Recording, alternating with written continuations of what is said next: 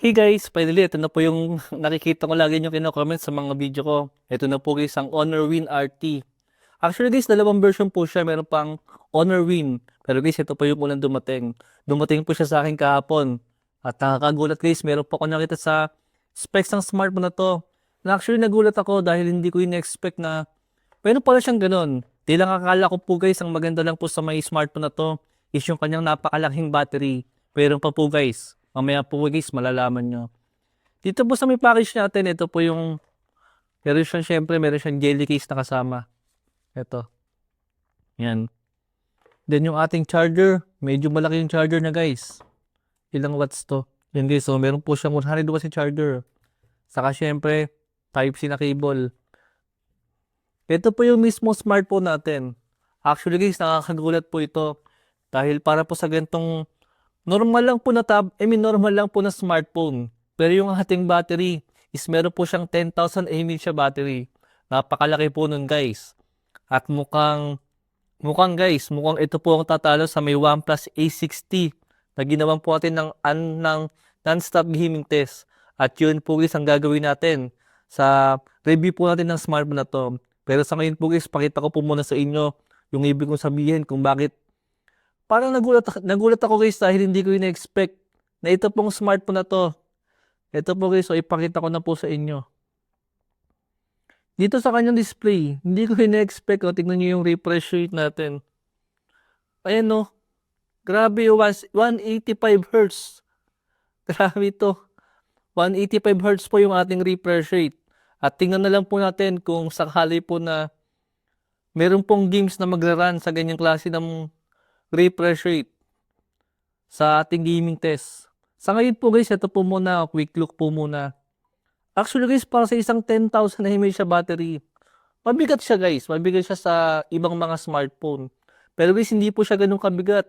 Nakatulad nga po ng mga tablet mga power bank na mga power bank po na mayroong 10,000 mAh siya battery. Pero itong si Honor Win RT, napakasakto lang po niya guys sa kamay. Hindi po siya ganun kabigat hawakan. Napaka-manageable lang. Ang isa pa pala guys na secret weapon ng Honor Win RT, saka po ng Honor Win. Ito po siya guys oh. Ito pong bilog na yan is fan cooler po siya. Grabe, talagang tinodo po ni Honor. Itong smartphone po nila ngayon. Grabe, napakalaki ng battery. 185 Hz na refresh rate. Tapos meron pa siyang fan cooler dito. Yan po guys yung alamin natin sa full review po natin ng smartphone na to. Sa ating non-stop gaming test. Ito siya guys, so pinul charge ko na kanina. Dahil mamaya isasalang natin to sa non-stop gaming test. Para makita natin kung gaano ba siyang katagal malobat. Yes guys, kung gaano siyang katagal malobat. Ito po yung ating ibang specs. Ayun, no? 10,000 mAh battery. Meron siyang 1.5K resolution. Siyempre yung processor natin, Snapdragon 8 Elite yan. Yan. At 12256 po yung ating version dito ng Honor Win RT. Then ito po yung kanyang Antutu benchmarks test. Yan guys, so 3 million. Ang napansin ko lang po sa kanya, katulad nga po ni Red Magic, pagka po nagbukas tayo ng mga application dyan, lalo sa mga gaming, kusa pong bubukas yung fan natin. Ayan o. Naririnig nyo ba guys? Ayun, tinapat ko sa mic. Yan. Yan din po guys yung aalamin natin kung nakakatulong ba yan or gimmick lang. Sa may full review po natin. Tanggalin na natin. At tingnan din po natin kung malakas ba siyang kumain ng battery. Yan po guys yung mga games na mga tetestingin natin. Siguro guys sa may Mobile Legends, mga ilang oras. Mahaba-habang oras din yan. At tingnan po natin sa mga games na to, especially sa may Whirlwind Smith. Kung mag-iinit pa tong smartphone na to. Dahil nga po, ewan ko na lang oh. Grabe. Napaka solid po ng kanyang build. Metal frame po siya, glass back. Talagang napakalaki po ng bawi nitong si Honor ngayon dahil nga po yung last year model po nila na Honor GT5G. Naka Snapdragon 8 Gen 3 po yun. Pero sa lahat po ng Snapdragon 8 Gen 3 na nagamit ko, ayun po yung pinaka-ayoko. Pero ngayon nga po, ang laki po ng bawi ni Honor dito sa may Honor Win RT. Para po sa specs na binigay nila ngayon.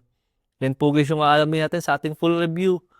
At kung gaano rin po ba siyang kabilis mag-charge. Kaya nga po napakalaki niyang 10,000 mAh siya battery. Ang tanong dito guys, ilang oras po siyang aabutin? Dahil sigurado naman sa inyo, yung meron pong mga power bank sa inyo guys, kung gaano pong katagal nilang mag-charge yung mga power bank po na yun, ilang oras po talaga. Mahina po ang isang oras. Parang mahina pa ang 2 oras para po makapag full charge ang isang 10,000 mAh na power bank.